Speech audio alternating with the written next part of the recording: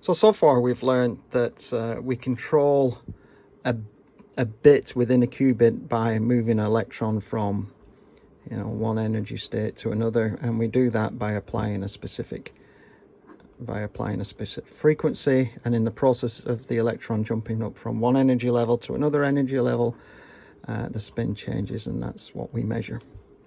We also looked at a NOT gate, so if we wanted to change this base value from a 0 to a 1, we would use the NOT gate. And if we wanted to do what quantum computers do best, and that's be a 1 and a 0 at the same time, or what we call a state of superposition, we would use the Hadamard gate.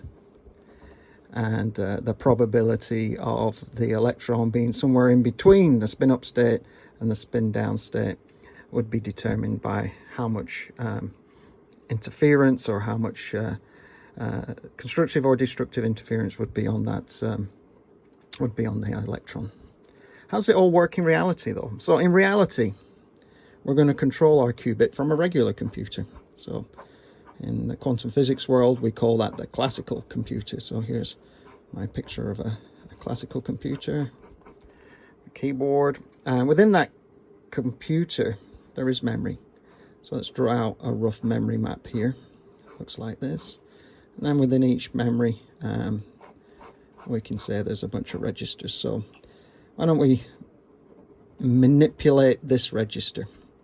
So if we want to set this register to a 1, so essentially move the electron from this state to this state, we would send out what we would call a control pulse to the microwave control system of our quantum computer. And essentially what we would do is have an arbitrary waveform generator create a pulse, because that's the best way to control it.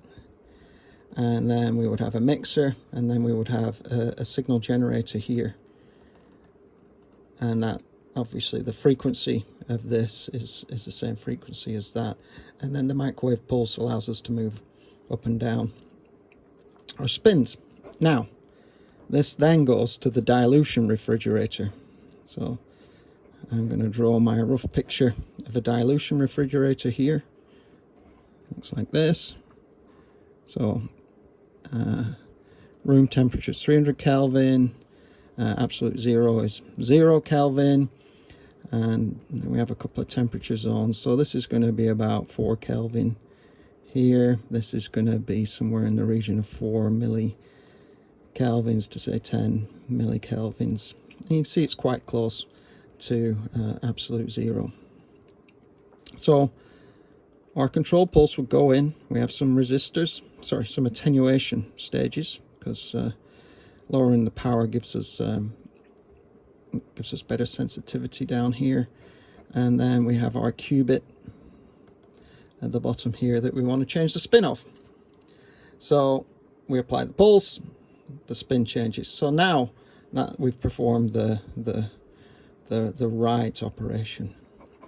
So what if we want to perform a read operation? So within our microwave control system, we may have another arbitrary waveform generator. We may have another signal generator here, and we're going to apply a different frequency now to do the read of the pulse. So that's going to go up here. It's going to go into our quantum refrigerator, so our dilution refrigerator. It's going to go down. We're going to have a circulator here, and then we're going to stimulate our qubit with a different frequency, and then we're going to make a measurement. So that's going to go down here, and then we're going to have another mixer, another oscillator maybe, and these all could be phase locked. And then we're going to have some kind of detector here to do the measurement and be able to read what that value is. So this, the big square around here, this becomes our quantum microwave quantum control system. Microwave control system. And this is the dilution refrigerator, and this is the classical computer. So in summary, to write a value to the bit, set it to a 0 or to a 1 or to a superposition. We send a certain frequency with a certain pulse shape, and that sets it into 1, 0 superposition. And if we want to read it, we send another frequency, goes through a circulator, stimulates the circuit, and we get the readout. We get the readout signal up on this line, and then we detect it. And so the readout, you know, a spin up or a spin down might be represented by a different phase shift or by a different frequency shift. So this could be spin up and this could be spin down if this was F, for example.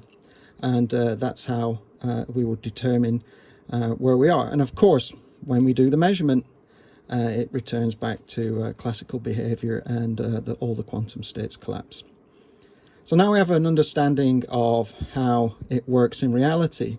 In the next video, we're going to look at a schematic representation of the actual qubit and how it works when we stimulate it with these different RF pulses.